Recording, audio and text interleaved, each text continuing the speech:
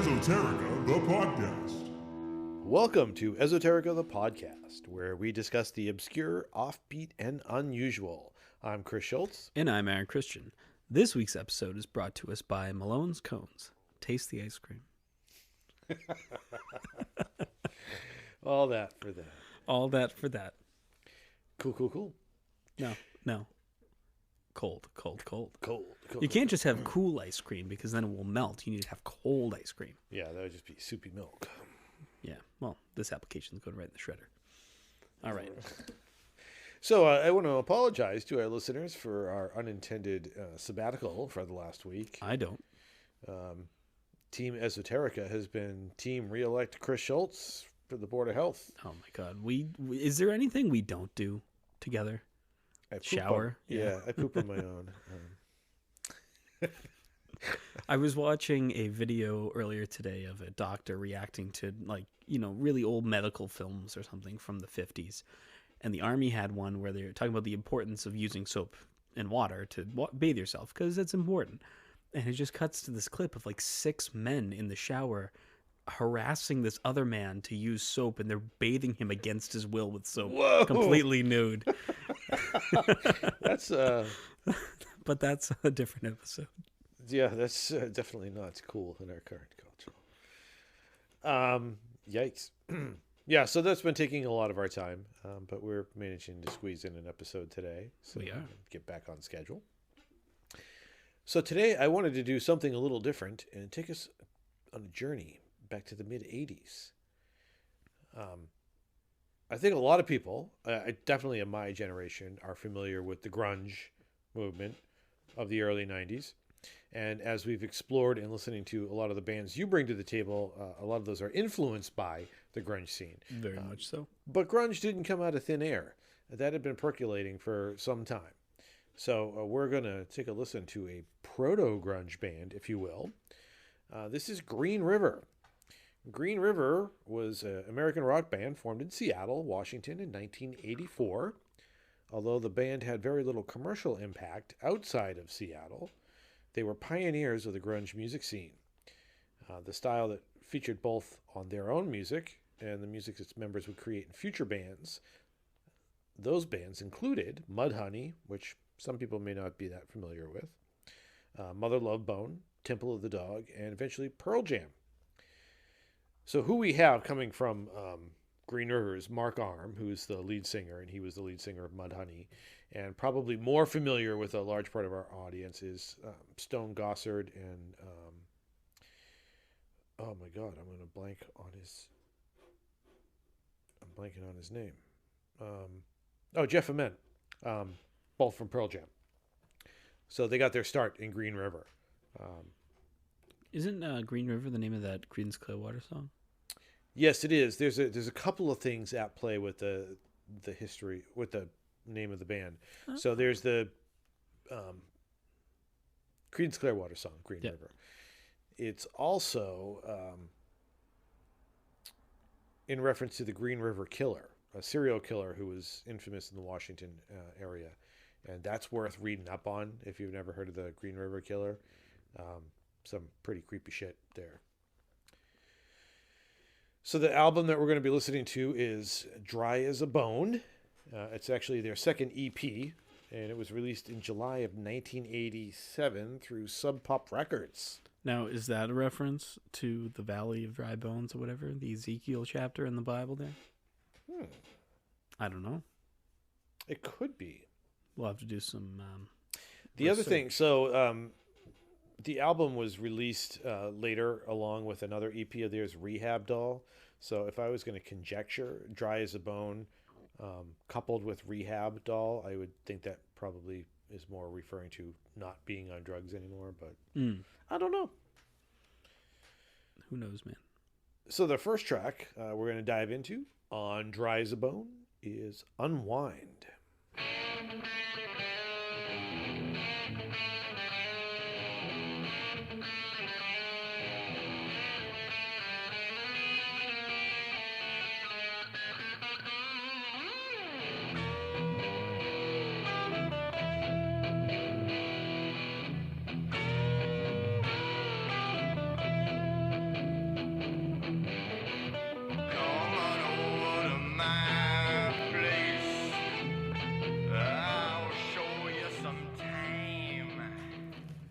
started off pretty bluesy. Yeah, I was gonna say that's not like when you say anything involving grunge. That's not what I pictured. I know it's proto grunge, but Yeah. Yeah, it's usually more like that sort of muddy, heavy, like Black Sabbath. yeah, Or I sound. wasn't really picking out the grunge element to it. Like it just, but it's not bad. Yeah. It's yeah, not I bad. like that. It's just not what I was expecting. I'll have to admit, so actually I've owned this album for many, many, many, many, many years and never like sat down and gave it a proper listen. Mhm.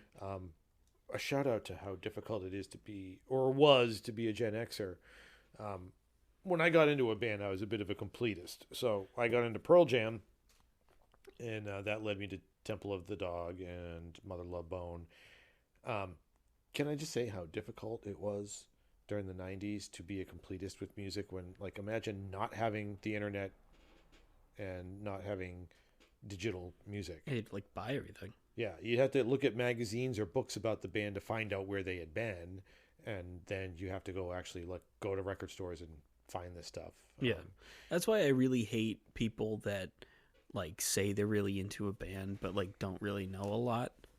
Because it's just anybody can be in anything now, but like if you take pride and passion into knowing about a certain group, like we talk about in the show a lot, you take ownership of the music that you like. Yeah. I'm wearing a Cleopatra shirt right now. I've invested money into the fact that I like this group to wear their merchandise, halfway across the world from where they are. Yeah. And people that like them, a lot of people can't say that. So yeah, there's like there's like a pretentious kind of person that's like, I know this band and they're just kind of not in the mainstream yet.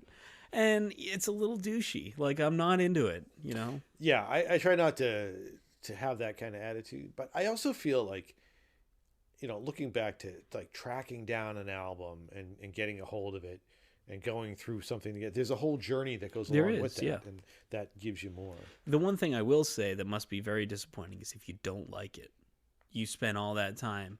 Like, I know plenty of bands now, like, I love their first album, but their second album sucks. It is bad, like, and it's like movies, like the sequel's never as good as the original. It's true that. Except Superman 2 is better. We will disagree to disagree. So on a separate but equal note, Gary Ridgway, also known as the Green River Killer, is convicted of 49 murders, making him the second most prolific serial killer in the United States. Who's the first? I don't know. That's The a good Zodiac or question. something? I don't think the Zodiac killed that many people. Did he kill like 40 people? Well, Gary'd have him beat with 49. I'm not sure. I didn't even hear the number you said. Yeah, 49. So we can look that up during the when we're on our next turn. But so he killed mostly teenage girls and women, runaways, and sex workers by strangulation, and he would dump their bodies in forested and overgrown areas, often returning to the bodies to have sexual intercourse with them. So he's a piece of shit. What's the next track, Chris? Yeah, Baby Takes.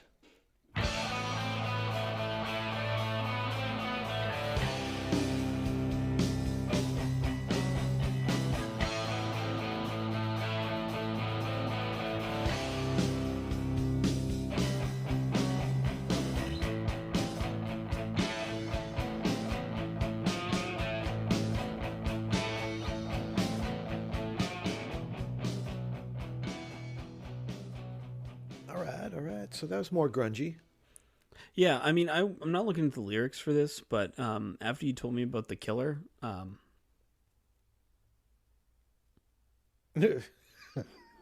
Oh, so looking at the lyrics and the more I die, the more you live. Baby Yeah. take so much to give. The more you heal, the more I ache. Yeah, this might be a song about drugs. well, I'm looking at the lyrics. I'm not, so Yeah. that's why I'm like, I have no idea. So, answer to your prior question, Samuel Little was convicted in 2012 of the murders of 3 women in California between 1987 and 1989. He confessed to 93 murders. All right. He confessed to 93. Yes, they have confirmed his involvement in at least 60.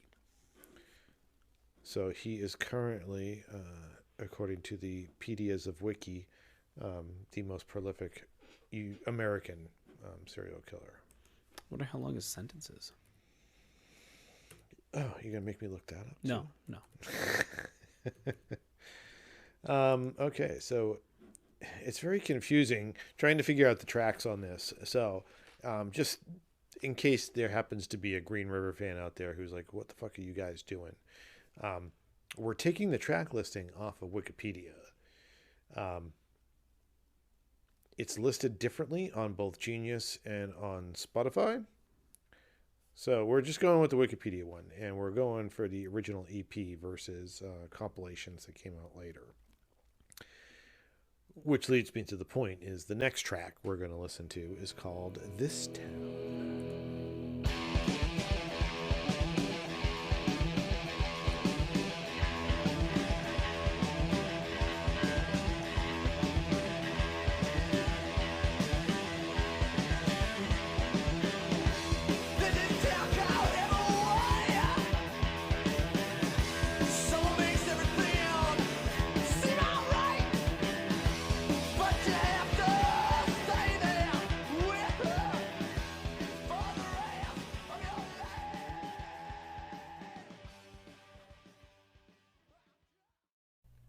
And now, time to pay our bills.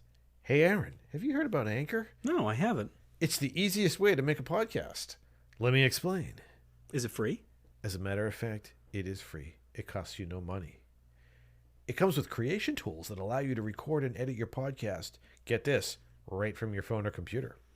You know, I've been looking for a place that I could distribute my podcast so it could be heard on like Spotify and Apple Podcasts. Is that something that Anchor does? Well, baby, you found it. Anchor does do that.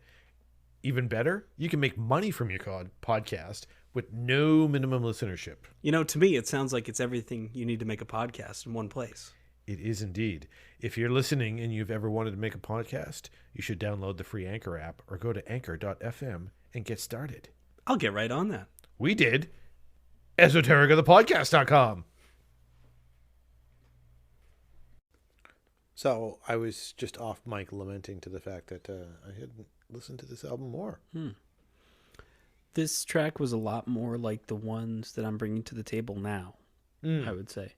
Because it had a very distinct single string riff, which there's a lot of this laid back and heavy. They use the octave break on a lot of their tracks, meaning that they have like a bass with an octave up, or, you know, I don't know.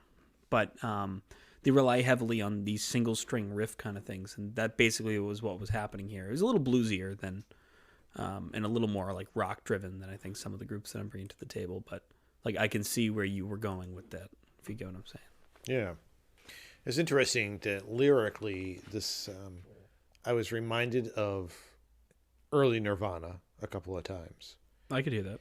And I'm going to say this, and we might need to hear another song and maybe some Mudhoney to make it sound like I'm not crazy. But Well, you are crazy. One of the reasons I never really got into Mudhoney or particularly gelled with this album is I think Mark Arm really sounds like early Joe Elliott, like Def Leppard's On Through the Night or High and Dry, their first two albums.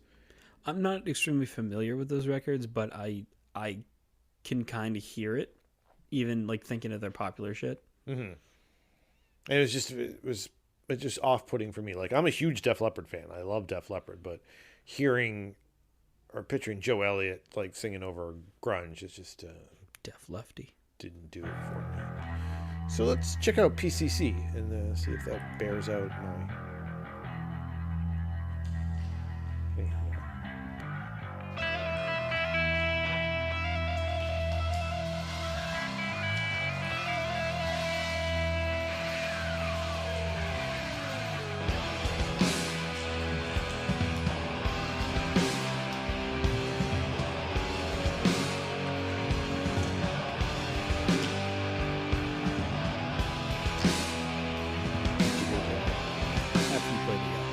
Yeah. Remember when we listened to Frank Iero? Yes, I do. Very whiny. I felt that here more. There's that nasally. Yeah. You know, it's funny, and I'm going to mention this because this is a conversation that we had earlier. So I'm looking at the track listing for the 1990 release, which combines the EP Dry as a Bone and Rehab Doll. Mm-hmm. And one of the tracks is Queen Bitch. That is a David Bowie song from Hunky Dory. That's about the Violent Femme. Not the Violent Femmes, I'm sorry. No, it's about the Velvet Underground, particularly Lou Reed. So I think it's funny that they covered that. So for the record, I've been listening to Hunky Dory in the truck now for like a solid 3 weeks. And on you need to change it. Yes, Aaron's been getting a little aggravated. So I threw in... I'm not even in the car with you at all. But the few moments I have been this month, it's been like... Yeah. And I just put in Velvet Underground, which he was not digging. So that might go on a list of future episodes. Because if there's one thing I enjoy, it's aggravating. It's pissing me off. Oh, if we want to go that route, I will. I'll start putting in some really chonky metal. I'll like it just to spite you. So, we've come to the last track on the EP. Now, again, there are various versions of this album out there. I'm kind of trying to stick with, if it was 1987 and you went to the store to pick up this album and it was an EP, this is what you get. Because, I come from an age when that was a thing and it just wasn't all available at all times. So that's where we are. And we're going to listen to Ozzy, which is the last track. For the record, I am older than iTunes and Spotify. Oh, no, I know. It's more... There was a time when I had to go to the store to buy music. Yeah, I'm the old man shaking his fist at the sky. Like, I'm not angry at you. It's not directed at you. It's just... Yeah, but I'm the manifestation of change. You guys had kids, and this is what you get.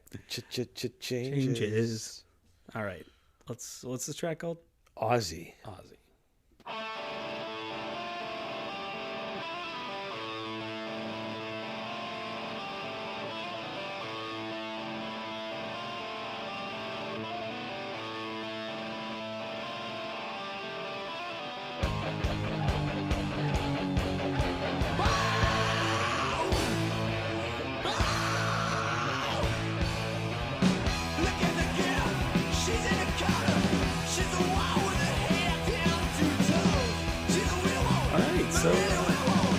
I dug that song. Yeah, all right.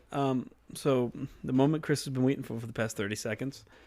This song to me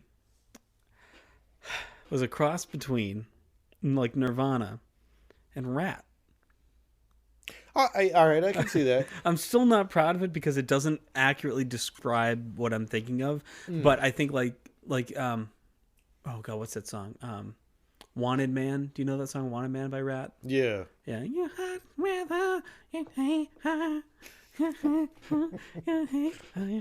I'm thinking of them like, I don't know. Definitely like I was going to say Rush, but Rush, no. Like, and I'm not talking lyrically. I'm talking purely instrumentally, which I guess like Rush I have a better argument for, but there's something just like, I don't know. I can't put my finger on it. But what I was trying to say when we were listening to it is I've heard this song before in a million different ways.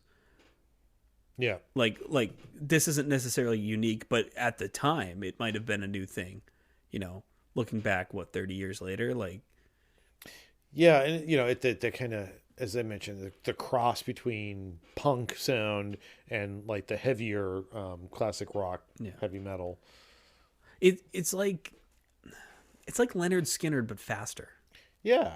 Yeah, and maybe that's what I'm trying to shoot for here.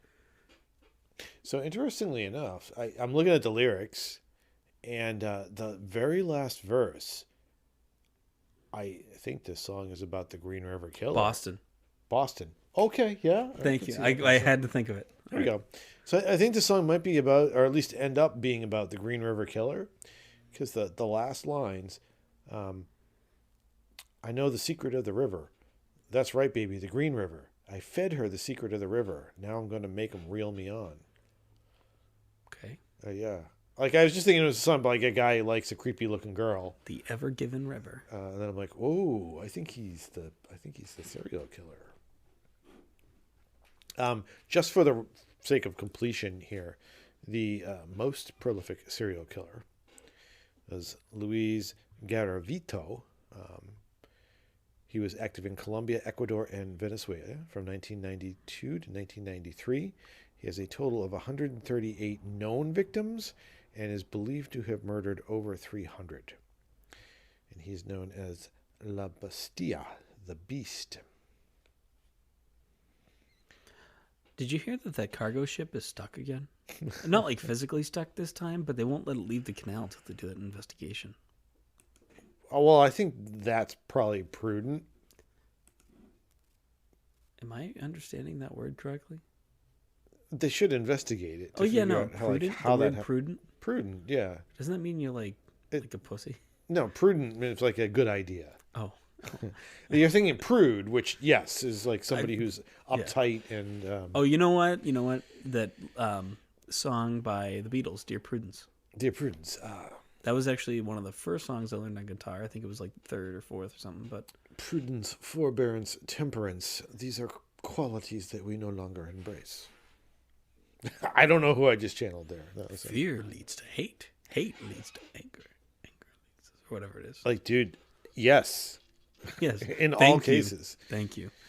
So that's the end of this EP, correct? Yeah. So Green River didn't last very long. Interestingly enough, and it's funny if you looking back in history, one of the reasons the band broke up is Mark Arm was sort of the purist who was into the Seattle scene, and he was unhappy with the fact that Stone Gossard and Jeff Ament wanted to be professional musicians and make it big. So let's ask ourselves where Mudhoney is today versus where Pearl Jam is today. And I've always found it interesting that out of the ashes of the Seattle scene, like the one band that's become the statesman of like 90s era rock is Pearl Jam. Everybody else is dead. Ooh, you saying out of Seattle, I would argue that Nirvana did a better job for the shorter amount of time. Well, I mean, that is still around today. Okay, all right. Yeah. If you're going to go there, then yes. Yeah. Like, but I would argue Nirvana is bigger than Pearl Jam. I think they had a bigger cultural impact, but Eddie Vedder has now become like the statesman of Generation X for nobody. And that's the thing. Kurt Cobain rejected that mantle when it was handed to him, rightly so. Yeah. And I think that that's part of the reason why you see a lot of millennials and people my Gen Zers like turn around and wearing Nevermind shirts or whatever. And I just want to say like that genuinely irritates me. Like oh, okay, I'm not going to get into this. Yeah. now. Well, my daughter and I love my daughter. We went through a box of my old concert shirts up in the attic, and she has taken a bunch. And I made her listen to songs from those albums. I'm like, you're not going to be walking around in a Pearl Jam shirt unless you're familiar with the songs or U2 or The Who. Like, yeah. Well, it goes right back to the statement I said earlier. Like, I have a Cleopatra shirt on, and I can tell you shit about them because I know. Yeah. I know stuff about them, and I enjoy listening to the music. And you say, "Oh, what's that band?" I'm gonna get all hype, and you're gonna get mad at me because I got so excited about it, And we've lost that. Side note: I love the name Mudhoney, but I'm not sure if I'm gonna appreciate the music as much as I wish I would. Like, I expect it to be like an emo band nowadays because it seems like a perfect name for something like that. Yeah, Mudhoney. Yeah. I did like looking at the wiki entry.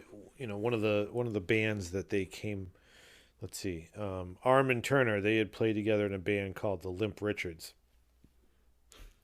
A great band name. Yeah. Butthole Surfers. I love Butthole Surfers. Yeah.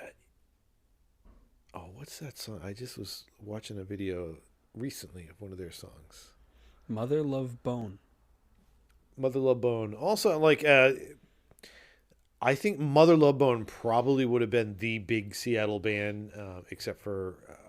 oh my Lord, I'm forgetting his name. The lead singer of that band overdosed on heroin just as they were breaking. Jeff Ament and Stone Gossard were in Mother Love Bone, and then they went on to form.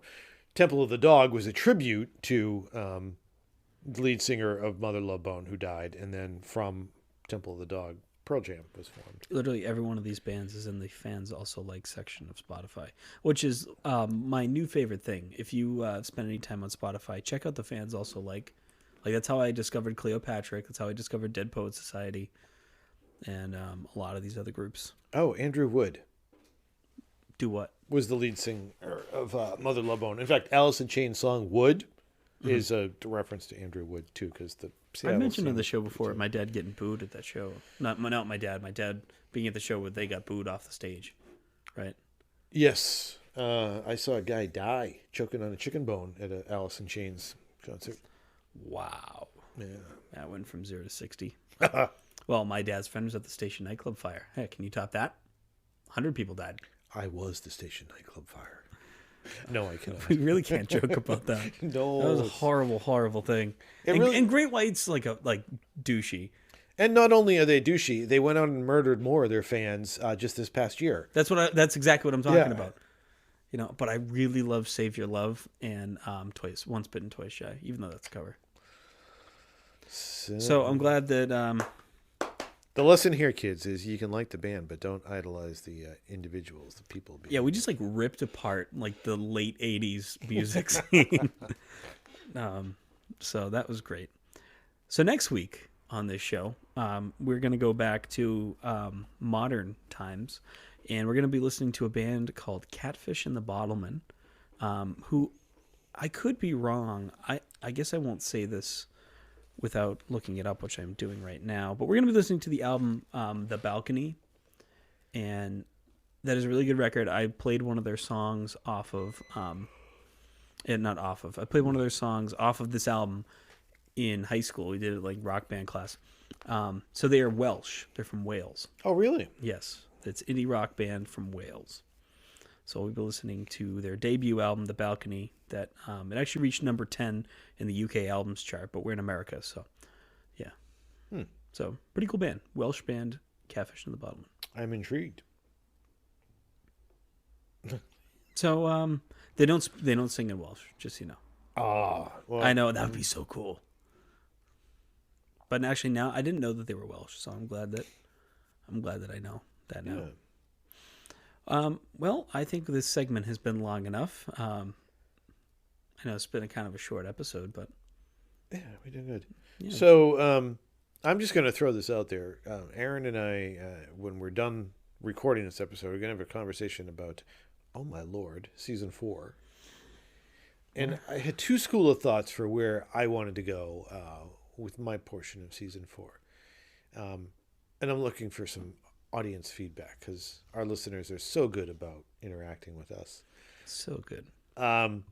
One thought I had was maybe taking a look at first albums by certain bands. So not necessarily esoteric, but a lot of times, especially bands that have been around for over 20 years, you forget about their first album, or there's hits off of it, but nobody takes that deep dive anymore. So I thought that might be something worth looking at. Or the other direction I was leaning towards is more actual esoteric bands, stuff that I haven't even heard of. Yeah. That we can talk to the band. And I was thinking too of season 4, instead of doing albums, doing artist episodes where we just pick either deep cuts or something, just pick random selection of songs that make up maybe about a half hour on an episode. So that way we're not just limited to one record, one song. Because I feel like on the show, and we love your feedback on this, that a lot of times we go through the album and we're just not as invested in some of the songs because we're not familiar with it, or we just don't really, it doesn't do much for us. Unless it's part of a bigger story, it's not the same. So I don't know what the audience feels about that. That's a good idea. But, that way we have a bit of a more controlled time limit. Our shows don't last for an hour because it's an hour-long album. It's a half hour because we picked, 5 songs that make up that amount of time. That was what was on my mind. So some combination of all of this you may see for season 4. Yeah. Let us know what you think. That may influence the direction. It may not. We may just say, fuck yeah, we'll do what we want. But let us know either way. Well, with all that being said, visit esotericthepodcast.com. And until next week. Stay esoteric.